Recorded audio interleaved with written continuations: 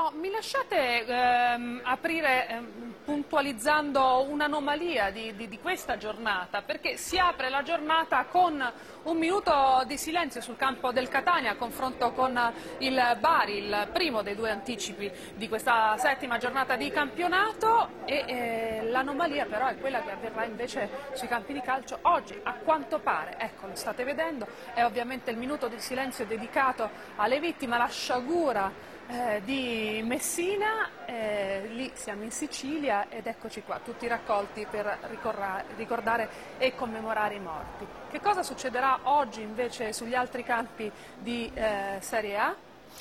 Non succederà niente, non succederà niente perché ci sarà un minuto di silenzio, i giocatori giocheranno con il lutto al braccio a Palermo Juventus, dove l'altra città siciliana della Serie A. Cioè, in pratica è stato scelto in un modo molto discutibile che il lutto al braccio e il minuto di silenzio lo facessero solo le squadre siciliane.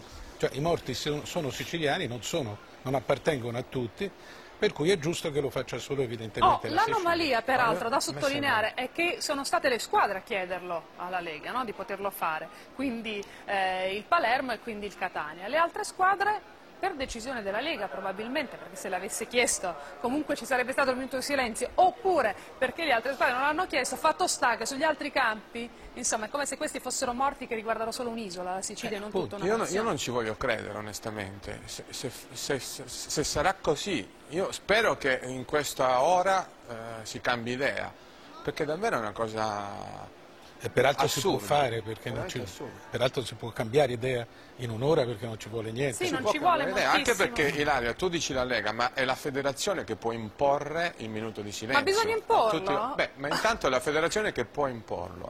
Quindi, ecco.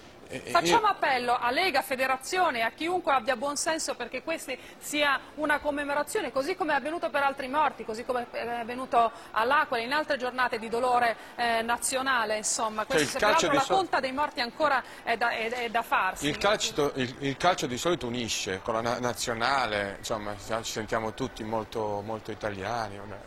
Adesso sarebbe la prima volta che divide. Peraltro, parlando degli altri sport, ieri il volley ha completamente aderito, tutte le squadre hanno giocato con il lutto a braccio, hanno osservato il minuto di silenzio prima dell'inizio delle partite, lo farà questa sera nel debutto stagionale, insomma nella partita che apre la stagione di basket Montepaschi Siena al confronto con Bologna, insomma. Facciamo che il calcio, che invece si distingue generalmente, non rappresenti oggi l'anomalia più grande che possa vivere in questo momento un paese come il nostro.